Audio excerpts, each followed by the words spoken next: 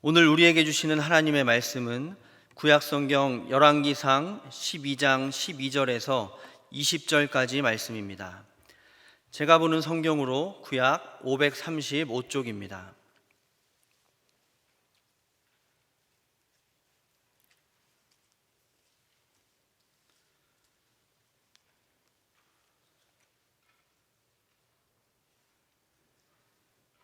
열왕기상 12장 12절에서 20절까지 말씀 한 절씩 교독하겠습니다. 3일 만에 여로보암과 모든 백성이 르호보암에게 나와왔으니 이는 왕이 명령하여 이르기를 3일 만에 내게로 다시 오라 하였음이라.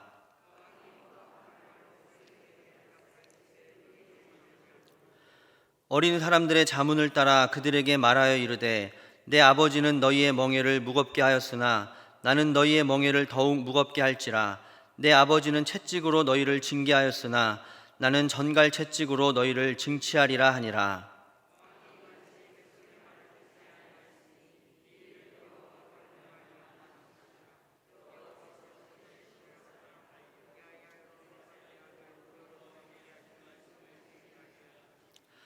온 이스라엘이 자기들의 말을 왕이 듣지 아니함을 보고 왕에게 대답하여 이르되 우리가 다윗과 무슨 관계가 있느냐.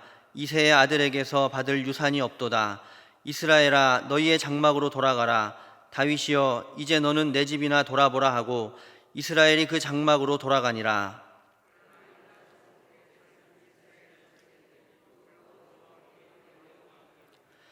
르호보암 왕이 역군의 감독 아도람을 보냈더니 온 이스라엘이 그를 돌로 쳐 죽인지라. 르호보암 왕이 급히 수레에 올라 예루살렘으로 도망하였더라. 함께 읽겠습니다.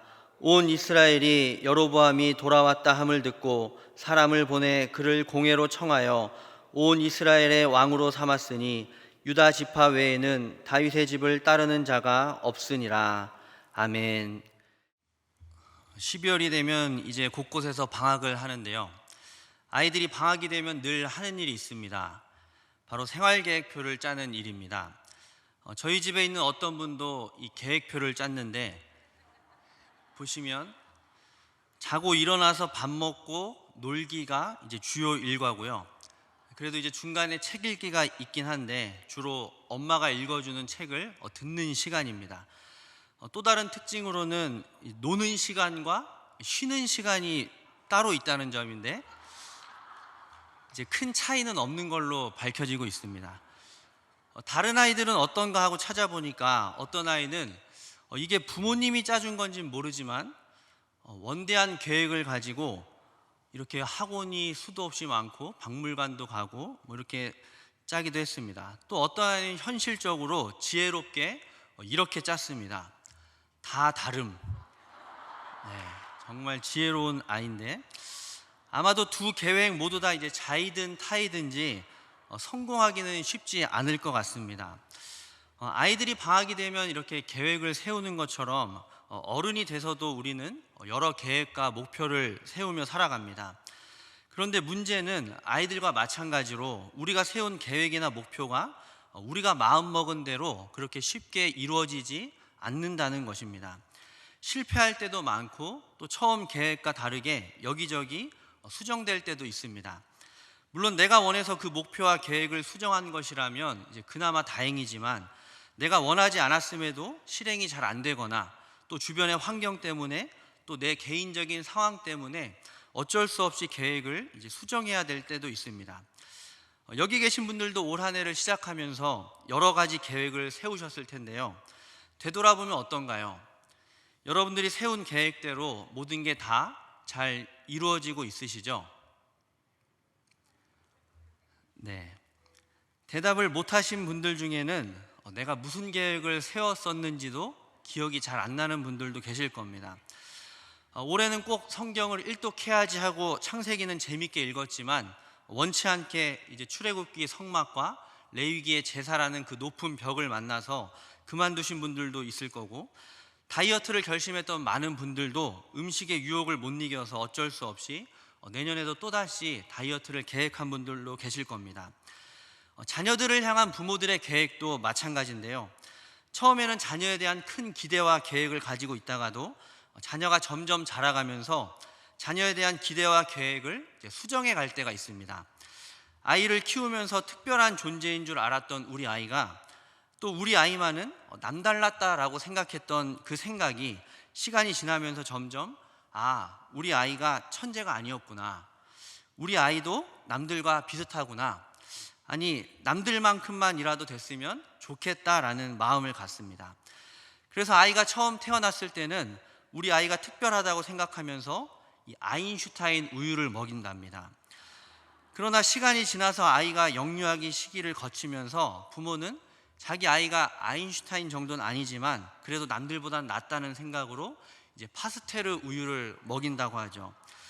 그리고 아이가 초등학교 다닐 즈음에는 서울대 정도는 가겠지 하고 이제 서울 우유를 먹입니다.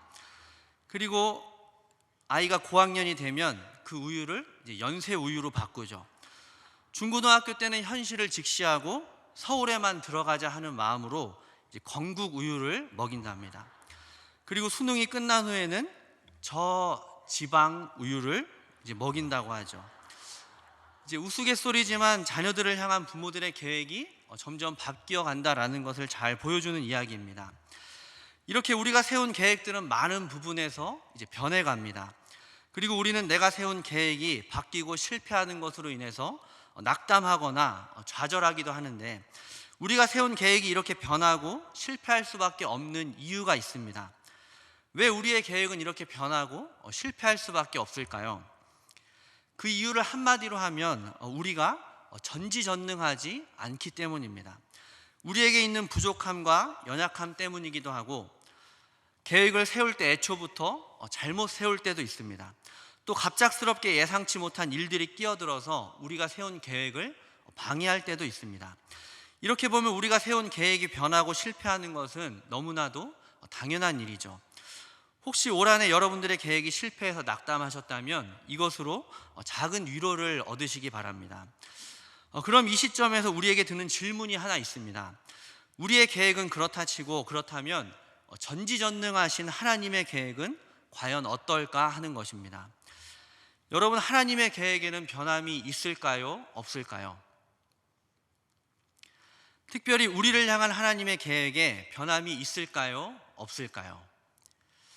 오늘 말씀을 보면서 이 하나님의 계획에 대해서 함께 살펴보고자 합니다. 오늘 말씀은 이스라엘에 생긴 큰 변화에 대한 말씀입니다. 먼저 오늘 말씀 앞 이야기를 잠시 살펴보면, 솔로몬이 죽고 그의 아들인 르호보암이 이스라엘의 왕이 되었을 때 이스라엘 백성들은 여로보암이라는 신하를 앞세워서 왕을 찾아옵니다. 그리고 왕에게 한 가지 요청을 하는데, 4절 말씀에 왕의 아버지가 우리의 멍에를 무겁게 하였으나 왕은 이제 왕의 아버지가 우리에게 시킨 고역과 매운 무거운 멍에를 가볍게 하소서, 그리하시면 우리가 왕을 섬기겠나이다 라고 요청합니다. 르호보암 왕은 그들에게 3일 뒤에 다시 찾아오게 하고 자문을 구하는데, 이 르호보암 왕에게는 두 그룹의 자문위원이 있었습니다. 한 그룹은 아버지인 솔로몬 왕과 함께 지냈던 나이가 든 원로들이었고, 다른 한 그룹은 자기와 함께 자라난 이 동년배 친구들이었습니다.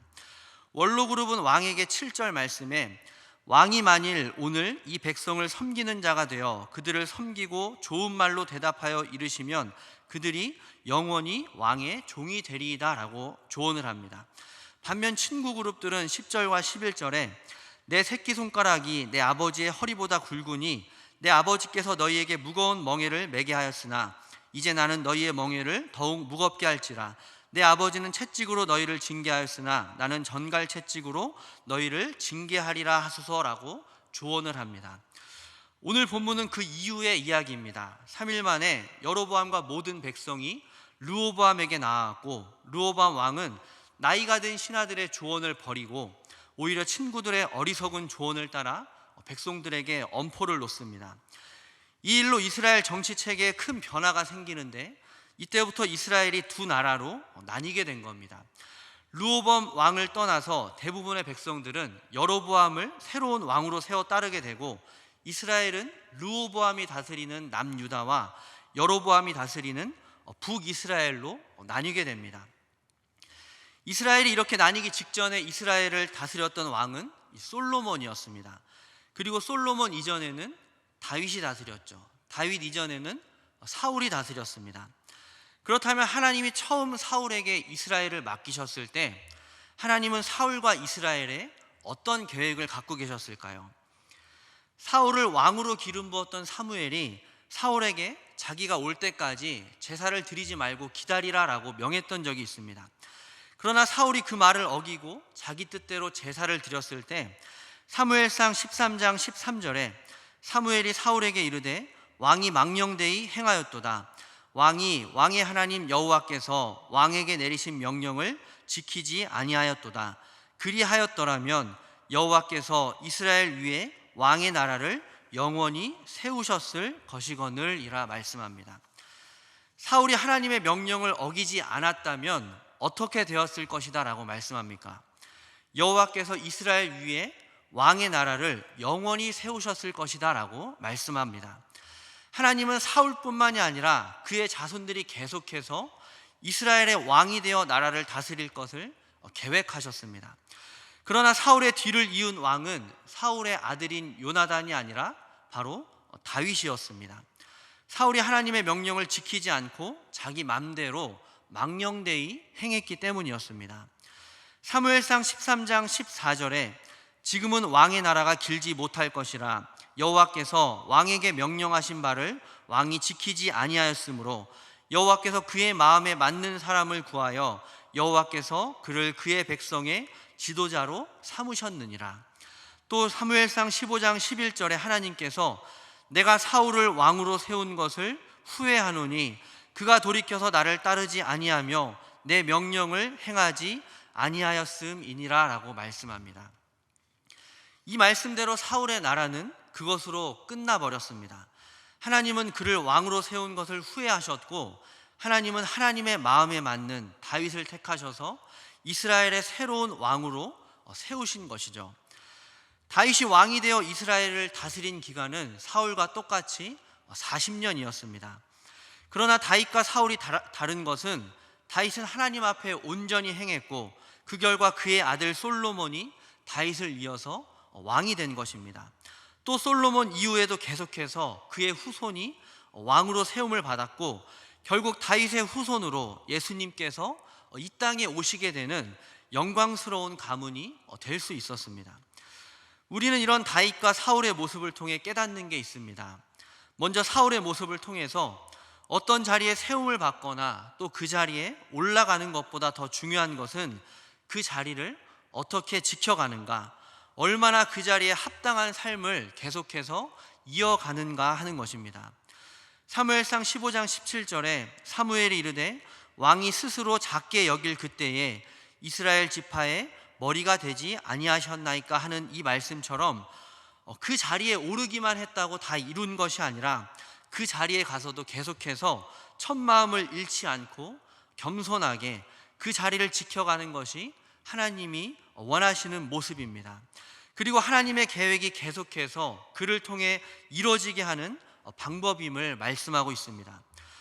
또한 우리가 그 자리를 계속해서 잘 지켜가야 하는 이유는 비단 하나님의 계획을 위해서만이 아니라 그것이 나 자신을 위해서도 가장 좋은 길이기 때문입니다. 그러한 삶을 살아가는 것이 하나님을 후회하지 않게 하는 길이고 하나님의 마음을 기쁘시게 하는 길이기 때문입니다.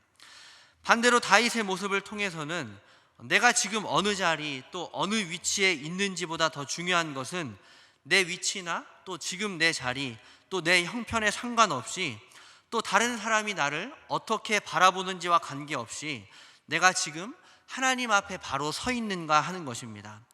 이 코람데오 정신으로 남이 나를 주목하든 그렇지 않든 내가 지금 하나님 앞에 서 있음을 기억하며 그곳에서 하나님 마음에 합한 모습으로 우리가 준비하고 있다면 하나님께서 언제든지 우리를 하나님의 때에 맞추어 각자에게 합당한 그 다음의 자리로 인도해 가시기 때문입니다.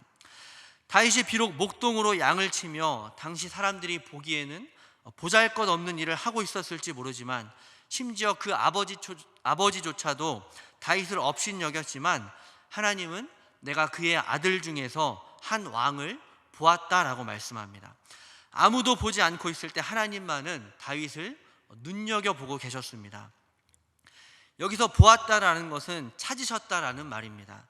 역대하 16장 9절에 여호와의 눈은 온 땅을 두루 감찰하사 전심으로 자기에게 향하는 자들을 위하여 능력을 베푸시나니라는 말씀처럼 그 시대에도 하나님은 다윗을 찾아보셨고, 그때만이 아니라 지금 이 순간에도 하나님께서는 자기에게 전심으로 향하는 자들, 하나님 앞에 준비된 자들을 찾고 계시며 언제든지 그를 통해 하나님의 계획을 이루어 가실 준비를 하고 계심을 말씀하고 있습니다. 여러분은 지금 어디에 계십니까? 내가 지금 어떤 자리, 또 어느 위치, 어떤 직분에 있는지보다 더 중요한 것은 내가 지금 하나님 앞에서 어떤 모습과 자세로 그곳에 서 있는가 하는 것입니다. 내게 주어진 그 자리에서 이 코람데오 정신으로 어떻게 준비하고 있는가 하는 것입니다.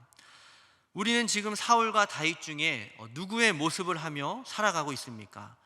다윗과 같이 어느 자리에 있든지 하나님 앞에 준비되어 하나님을 후회하지 않게 함으로 하나님의 계획에 동참하고 또 쓰임받는 우리 모두가 되시기를 간절히 바랍니다. 하나님은 사울과 다윗뿐만이 아니라 솔로몬에게도 사실 동일한 계획을 갖고 계셨습니다. 열왕기상 9장 5절에 내가 내 아버지 다윗에게 말하기를 이스라엘의 왕위에 오를 사람이 내게서 끊어지지 아니하리라 한 대로 내 이스라엘의 왕위를 영원히 견고하게 하려니와 라고 말씀합니다. 하나님은 솔로몬의 왕위도 영원히 견고하게 하려는 계획을 갖고 계셨습니다. 또한 그 계획을 솔로몬에게도 분명히 말씀해 주셨죠.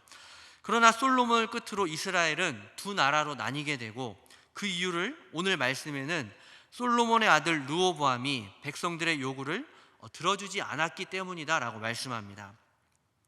그러나 이스라엘이 두 나라로 나뉘게 된 더 근본적인 이유는 따로 있었습니다. 열왕기상 11장 9절에서 11절까지 말씀을 보면 솔로몬이 마음을 돌려 이스라엘의 하나님 여호와를 떠나므로 여호와께서 그에게 진노하시니라.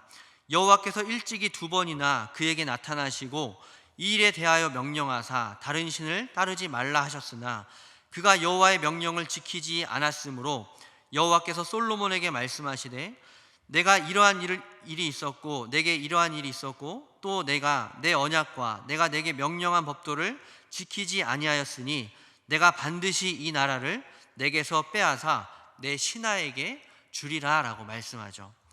이스라엘이 분열된 근본적인 이유는 솔로몬이 하나님을 떠나 우상을 숭배하고 하나님의 말씀을 어기고 하나님의 명령을 지키지 않았기 때문이다라고 말씀합니다.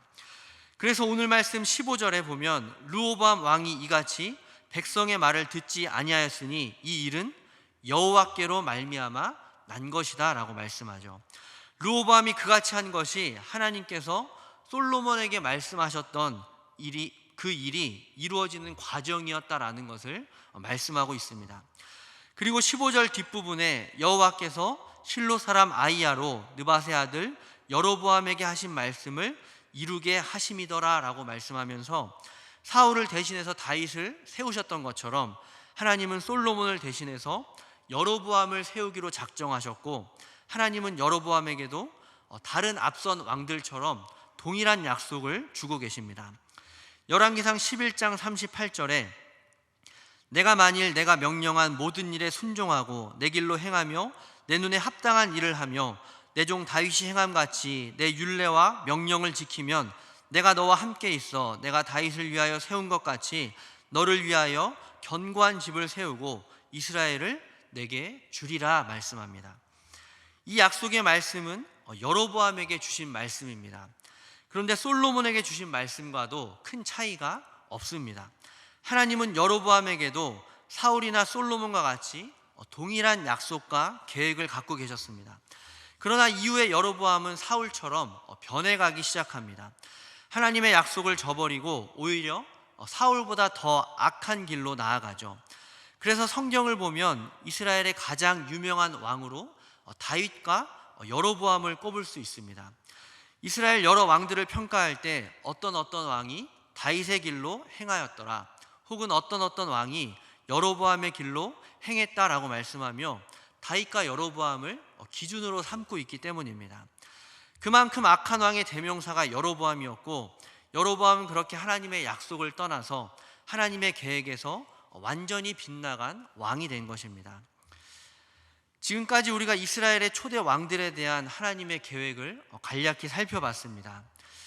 여러분, 아까 제가 드린 질문의 답을 찾으셨습니까? 하나님의 계획이 바뀌나요? 안 바뀌나요? 하나님의 계획은 변합니다.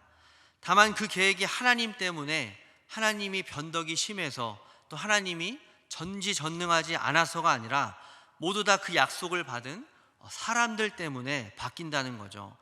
사울에서 다윗으로, 또 솔로몬 이후에 두 나라로 나뉜 것처럼 그들이 하나님을 멀리하고 하나님의 약속과 명령을 지키지 않음으로 인해서 그들을 향한 하나님의 계획도 어쩔 수 없이 바뀌었음을 말씀하고 있습니다.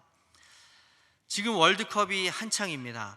또 경기에서 감독들이 선수들을 교체할 때가 있는데, 그 선수가 잘 못한다든지 너무 지쳤다든지 부상을 당했다든지 또 이런저런 상황의 변화로 인해서 그 선수가 제 역할을 감당하고 있지 못할 때 감독들은 선수를 교체합니다.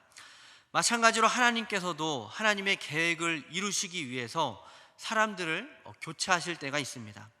촛대를 이 사람에게서 저 사람에게로, 이 교회에서 또 저 교회로, 이 나라에서 저 나라로 옮기실 수 있습니다.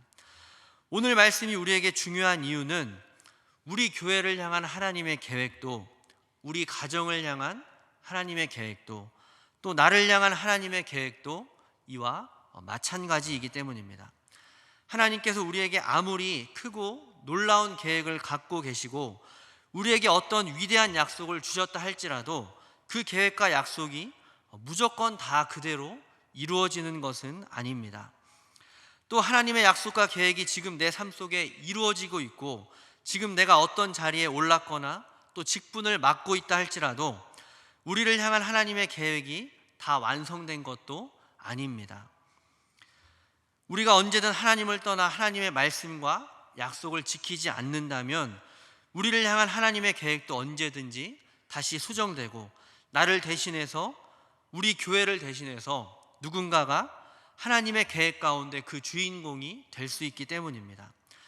다만 우리가 하나님에 대해서 오해하지 말아야 할 것은 하나님이 우리를 바꾸고 싶으셔서, 우리를 그 자리에서 끌어내리고 싶으셔서 우리의 잘잘못 하나하나를 집요하게 찾고 살피고 계시는 분이 아니라는 것입니다. 쟤는 언제 바꾸지? 쟤는 바꿀 때가 됐는데, 좀 더 빨리 바꾸고 싶은데, 꼴 보기 싫은데, 이런 마음을 가지고 언제 선수를 교체할지 타이밍만 노리고 계시는 나쁜 감독이 아니라는 것입니다. 히브리서 11장 6절에 믿음이 없이는 하나님을 기쁘시게 하지 못하나니 하나님께 나아가는 자는 반드시 그가 계신 것과 또한 그가 자기를 찾는 자들에게 상 주시는 이심을 믿어야 할지니라. 하나님은 우리를 벌 주시기 원하는 분이 아니라 무엇을요? 상 주시기 원하는 분이 바로 우리 하나님이심을 기억하시기 바랍니다. 또한 하나님께서 다윗에게만 특별한 계획을 갖고 계셨던 것이 아니라 사울에게도, 솔로몬에게도, 여로보암에게도 모두 동일한 하나님의 약속과 계획을 갖고 계셨던 것처럼 하나님은 우리 모두에게도 큰 기대와 신뢰를 갖고 계신 분이심을 믿으시기 바랍니다. 아까도 살펴봤듯이 하나님은 솔로몬에게 2번이나 나타나셔서 경고하셨습니다. 이 경고는 솔로몬을 버리고자 하는 하나님의 교체 사인이 아니라 솔로몬을 어떻게 해서든 붙잡고자 하는 하나님의 그 마음이 담겨 있습니다. 솔로몬에게는 다시 하나님께로 돌이킬 수 있는 기회였던 거죠. 마찬가지로 하나님은 사울에게도 또 우리에게도 여러 번의 기회를 주셨고 또 기회를 주고 계십니다. 이 말은 하나님께서 약속을 주신 그 사람을 통해서 하나님의 계획을 이뤄가시고자 최대한 배려해 주시고 또한 기다려 주시며 하나님의 편에서 하나님이 하실 일을 하고 계시다는 것입니다. 이제 우리가 할 일은 그 하나님을 신뢰하며 지금 내게 주어진 그 자리에서 다시 한번 그 말씀을 붙들고 믿음과 순종의 길을 걸어가며 우리를 인도하실 그 하나님의 때를 잠잠히 기다리는 것입니다.